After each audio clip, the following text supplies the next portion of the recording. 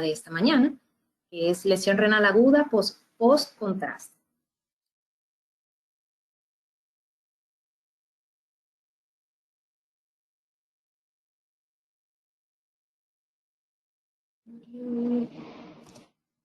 Bien, como sabemos, los medios de contraste son agentes nefrotóxicos y un agente nefrotóxico es toda estructura química que situada en el sistema renal es capaz de producir perturbaciones y desequilibrios en los aspectos morfológicos y fisiológicos que conducen a lesión del órgano.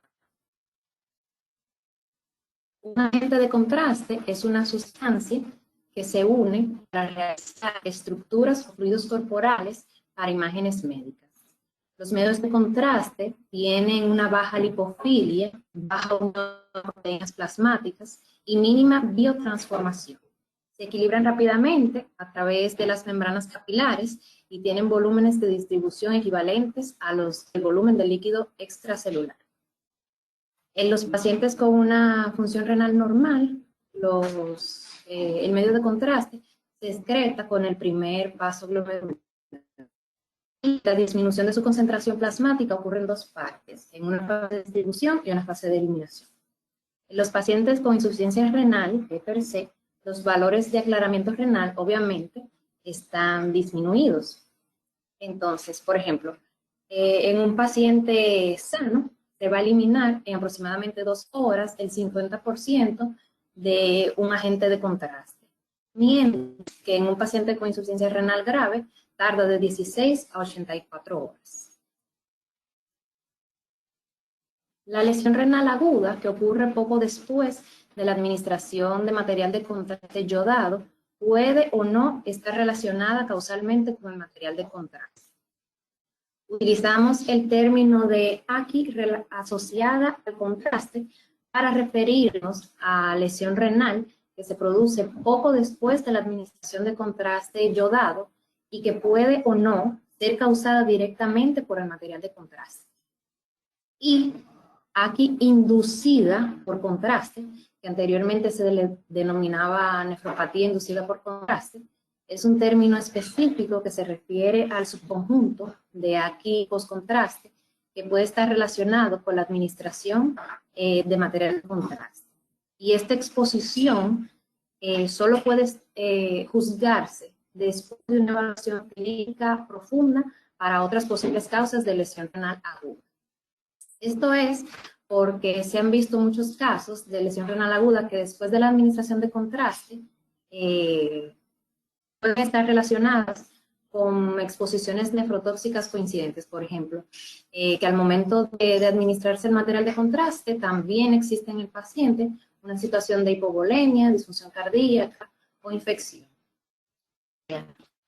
Que un paciente que se le administró medio de contraste luego presenta alteración de la función renal, esta alteración puede estar relacionada o no con el medio de contraste, entonces aquí corresponde el término de lesión renal aguda asociada a medio de contraste.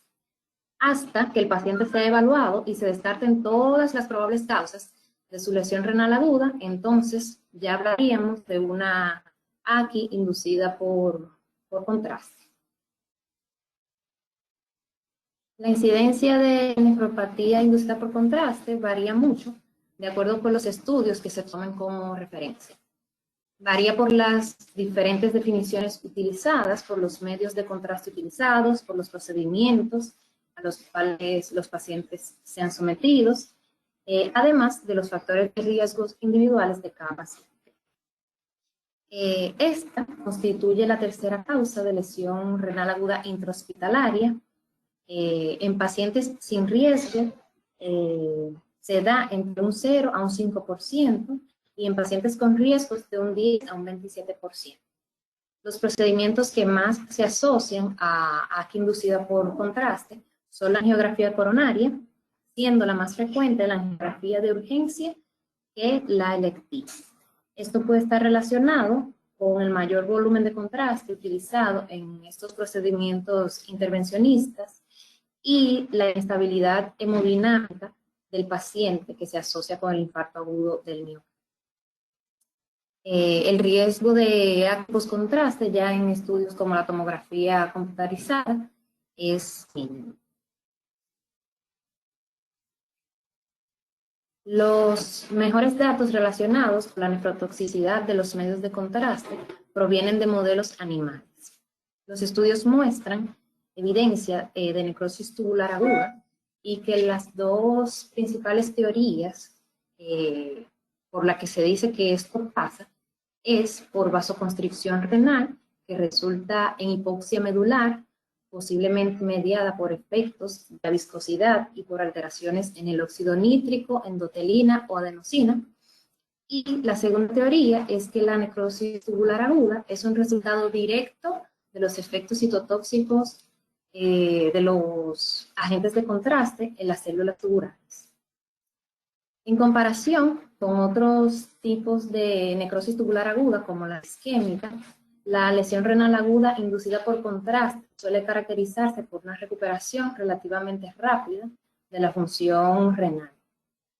El grado de necrosis tubular es mucho menos grave que el que se observa en otros entornos y también es posible que la disminución de la tasa de filtración glomerular se deba a cambios funcionales en las células epiteliales de los túbulos más que a necrosis.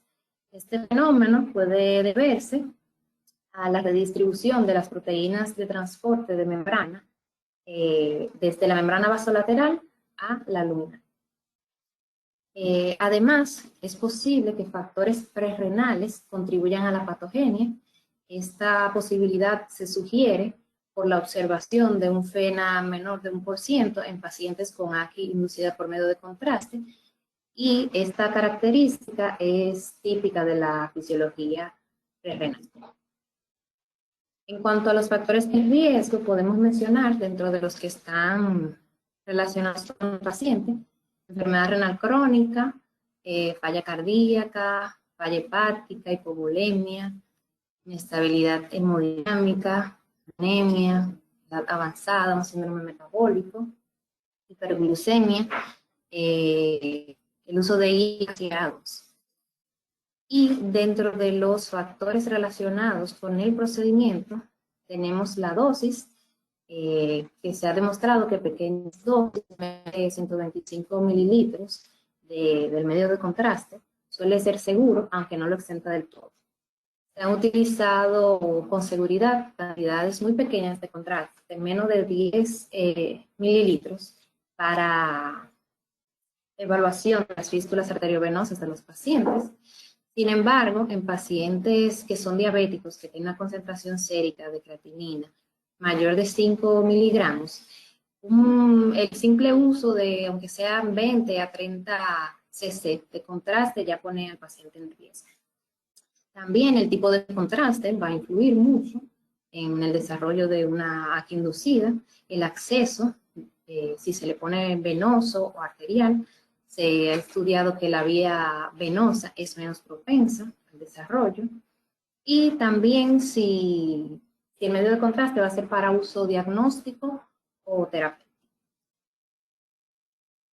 Hablando un poquito de historia, los primeros medios de contraste utilizados en pacientes con fines diagnósticos fueron el celetán y el uroceletán.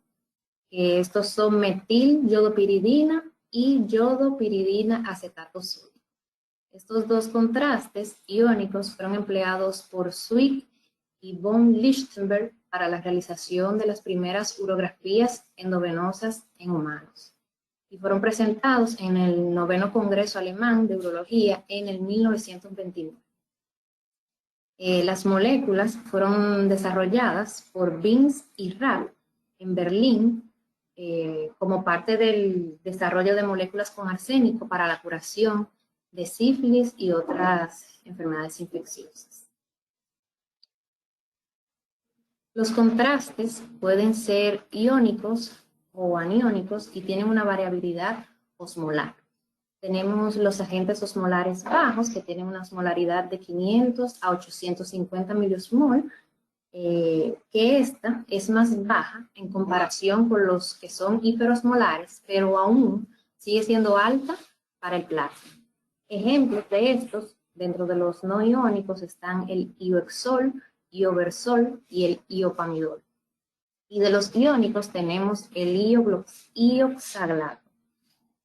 Los agentes isosmolares, que corresponden a una osmolaridad de 290 miliosmol, en este grupo solo está disponible el iodixanol, que es un medio de contraste no iónico. Los agentes hiperosmolares, que corresponden a una osmolaridad de 1400 a 1800 miliosmol, nombrados de primera generación, en este grupo tenemos el amidotrizoato de sodio y el iotalamato. La correlación entre la lipofilia de la molécula del medio de contraste y su afinidad por las proteínas, su toxicidad y su capacidad para provocar reacciones se ve más en los medios de contrastes iónicos.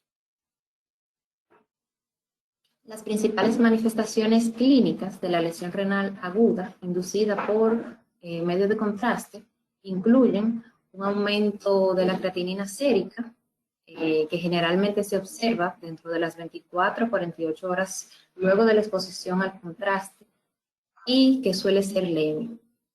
Por lo general, la creatinina sérica comienza a descender hasta el nivel basal entre 3 a 7 días después de la exposición. No oliguria, debido a que la lesión renal aguda suele ser leve, la mayoría de los pacientes no cursan con oliguria. Y en caso de que se desarrolle, esta suele presentarse inmediatamente después del procedimiento. El sedimento urinario puede mostrar hallazgos clásicos de necrosis tubular aguda, como cilindros epiteliales y granulares y células epiteliales tubulares libres. Sin embargo, la ausencia de estos hallazgos no excluye la posibilidad de que haya una AKI inducida. Pueden estar presentes también otras manifestaciones de reducción de la filtración glomerular, como hiperpotasemia, acidosis e hiperfosfatemia. Los pacientes que tienen sospecha de lesión renal aguda inducida por contraste deben someterse a una historia clínica y un examen físico exhaustivo. Debemos realizar la ecografía para excluir otras causas de lesión renal aguda en pacientes con factores de riesgo de obstrucción del tracto urinario o que no siguen un curso clínico clásico de la AKI por medio de contraste. El análisis de orina proporciona información de diagnóstico importante de la necrosis tubular aguda, como ya mencioné. Sin embargo, la ausencia de otros hallazgos como glóbulos blancos, glóbulos rojos dismórficos, es útil. Esta información es útil para excluir nefritis intersticial y enfermedades glomerulares como causa de la lesión renal aguda. La lesión renal aguda inducida por contraste es un diagnóstico clínico. Se basa en las siguientes características: el aumento de la concentración de creatinina sérica dentro de las primeras 24 a 48 horas luego de la exposición y haber excluido otras causas de lesión renal aguda. Por lo general, una biopsia de riñón no es útil para el diagnóstico de AKI inducida por contraste, ya que las lesiones de necrosis tubular son focales e inespecíficas y porque este tipo de AKI generalmente es de corta duración. Sin embargo, se puede requerir una biopsia para excluir otras causas de lesión renal aguda en pacientes que no tengan el curso clásico o en quienes el diagnóstico de nefropatía por contraste sea incierto. Datos que pudiéramos encontrar a nivel de la biopsia podrían ser vacuolización celular, inflamación intersticial y necrosis celular. Otros marcadores que podrían encontrarse elevados por tratarse de una lesión renal aguda son cistatina C, el N-gal, la interleucina 18 y el KIM-1. En cuanto a la prevención, es importante verificar si se necesita el material de contraste yodado. O sea, si es posible que una prueba alternativa proporcione un diagnóstico confiable entonces se procedería a hacer el estudio sin administrar el medio de contraste. Se recomienda iniciar la prevención de 24 a 48 horas antes del procedimiento, utilizar agentes de contrastes isosmolares o de baja osmolaridad, porque se ha demostrado que el uso de estos agentes es estándar para todos los exámenes de diagnóstico por imagen. En general, ya en la actualidad, solo se utilizan medios de contraste de baja osmolaridad o los isosmolares para las administraciones intravasculares del medio de contraste. Esto por los efectos secundarios que se han presentado con el uso de los agentes hiperosmolares. En cuanto a la administración de fluidos, la administración de volumen intravenoso se utiliza habitualmente en pacientes de alto riesgo, entre los pacientes hospitalizados euvolémicos e hipovolémicos, los pacientes del servicio de urgencia, cuya evolución clínica lo permita, se administra suero fisiológico isotónico por vía intravenosa. En pacientes ambulatorios se recomienda 3 mililitros por kilogramo una hora antes y de 1 a 1.5 mililitros por kilogramo por 4 a 6 horas luego del procedimiento. Los pacientes que están ingresados se recomienda de 1 mililitro por kilogramo 6 a 12 horas antes del procedimiento, intraprocedimiento y 6 a 12 horas luego del procedimiento. Solución salina versus bicarbonato. Ambos son efectivos, pero se prefiere la solución salina ya que el bicarbonato no añade un beneficio probado y hay que combinarlo y además de que es más caro. Si bien este puede alcalinizar el fluido tubular renal y previene la injuria por radicales libres, pero los datos más definitivos provienen de un ensayo aleatorizado que incluyó 4.993 pacientes de alto riesgo sometidos a angiografía programada.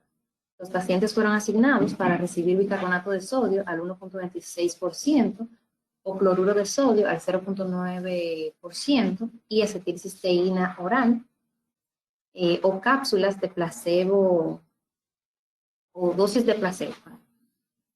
En cuanto a los resultados que se observaron, tuvimos tasas similares de lesión renal aguda del 9.5 frente a 8.3%, necesidad de diálisis a los 90 días de un 1.3 frente a 1.2%, insuficiencia renal persistente a los 90 días de 1.1 frente al 1.0% y muerte de 2.4 frente al 2.7% en el tratamiento con bicarbonato y solución salina, respectivamente. La acetilcisteína tiene un subgrupo sulfidrilo que le da una excelente propiedad antioxidante para los radicales libres de oxígeno, al igual que realza, potencia la propiedad vasodilatadora del óxido nítrico. Pero los estudios realizados con esta son contradictorios, por lo que no se recomienda su administración previo al estudio ni oral ni endovenoso. No hay ninguna indicación para la diálisis profiláctica, por la administración de contraste intravascular en pacientes dependientes de diálisis. Además, no existen estudios que apoyen la diálisis inmediata después de la administración de medios de contraste intravascular para preservar la función residual o limitar el riesgo de reacciones tóxicas. Mientras que algunos médicos intentan realizar un tratamiento de hemodiálisis dentro de las 24 a 36 horas posteriores del uso del medio de contraste, otros esperan de 48 a 72 horas o hasta el día que el paciente tiene su hemodiálisis programada. A pesar de que no se recomienda de forma rutinaria para profilaxis, el medio de contraste puede ser eliminado eficaz y eficientemente mediante la hemodiálisis. Con membranas de diálisis de alto flujo, con flujos de sangre entre 120 y 200 mililitros por minuto, se puede eliminar casi el 50% del medio de contraste yodado en 1 hora y el 80% en 4 horas. Incluso el paciente con enfermedad renal crónica, en los que se retrasa la expresión del contraste, el 70 al 80% del contraste se puede eliminar con un tratamiento de hemodiálisis de 4 horas. Las estatinas se utilizan ampliamente en la enfermedad arterial coronaria por sus efectos pleiotrópicos y se creía que, dada la naturaleza vascular de la AQ inducida por contraste, pues esta puede tener efectos renoprotectores similares. Otras medidas que carecen de evidencia efectiva para prevenir la lesión renal aguda post-contraste y que no siempre se usan, incluyen la acetilcisteína, como ya mencioné, diuréticos, citrato de sodio oral en dosis de 5 gramos disueltos en 200 ml de agua, 1 hora antes y 4 horas después, el uso de ácido ascórbico, agentes antiisquémicos como la trimetazidina e inhibidores de la vasoconstricción. Se recomienda retirar ciertos fármacos con alto vínculo de nefrotoxicidad, tal como la metformina, que se debe retirar 48 horas antes del procedimiento y restablecerla una vez la función renal se haya normalizado. Esto por el riesgo de acidosis láctica de la misma. Aquí vemos un algoritmo para el manejo de pacientes que recibieron medio de contraste. Lo primero es calcular la tasa filtrado.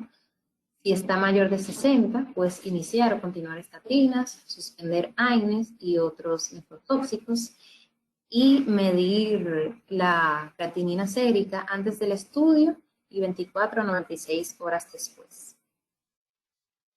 Si la tasa de filtrado está entre 30 y 59, pues hacer todo lo anterior, más hidratación endovenosa, asegurar un flujo urinario mayor de 150 mililitros hora, el uso de contrastes de baja osmolaridad o isosmolar, limitar la dosis del contraste de 30 ml si es para un proceso diagnóstico y a 100 ml si es diagnóstico y terapéutico. Y administración de coadyuvantes. Si es menor de la tasa de 30, entonces discontinuar la metformina y pues todo lo que conlleva una buena práctica clínica. En casos de lesión renal CADIGO 3, se deben vigilar los datos de síndrome urémico, que menciona que la diálisis es raramente utilizada y esto va a depender de si hay enfermedad renal de base. Como ya se ha comentado, es vital evitar situaciones que puedan resultar lesivas para la fisionomía renal y mantener un adecuado control hemodinámico e hidroelectrolítico. Utilizar otra vez medio de contraste, pues no se debe realizar estudios contrastados repetidos que estén poco espaciados, pero en caso de ser extremadamente necesario, pues ya se recomendaría hacerlo luego de 48 a 72 horas. En la mayoría de los casos, la lesión renal aguda inducida por contraste es reversible. La tasa de filtración glomerular estimada se recupera en 5 a 10 días. Sin embargo, en pacientes que tienen la tasa muy reducida al inicio del estudio, es posible que la creatinina no vuelva a los valores iniciales y esto se asocia con resultados adversos a corto y largo plazo. Se atribuye una mortalidad de un 35% para los pacientes que requieren hemodiálisis versus un 7.1% de los pacientes que no. La tasa de sobrevida es de 19% a los 2 años y también hay asociación con eventos cardiovasculares. Esto es una clasificación de estratificación del riesgo. Vamos a tener Dependiendo lo que presenta el paciente, se van otorgando puntos. Si el paciente presenta hipotensión, balón intraaórtico, insuficiencia cardíaca, son 5 puntos. Si el paciente tiene una creatinina sérica mayor de 1.5 miligramos o una edad mayor de 75 años, entonces se le dan 4 puntos por cada uno. Si el paciente presenta anemia o es diabético, serían 3 puntos para cada uno. Y dependiendo el volumen de contraste utilizado, se le da 1 punto por cada 100 mililitros utilizados. Entonces, dependiendo de esto, si el paciente consigue menos de 5 puntos en el score, se dice que es de bajo riesgo y la necesidad de diálisis sería menos de un 0.04%. Si el paciente consigue de 6 a 10 puntos en el score, pues sería ya un riesgo moderado y la probabilidad de diálisis sería de un 0.12%. Si el paciente alcanza de 11 a 15 puntos, pues ya sería un riesgo alto y la propensión a diálisis sería de un 1.09%. Si el paciente tiene más de 16 puntos, esto ya correspondería a un riesgo muy alto y la propensión a diálisis sería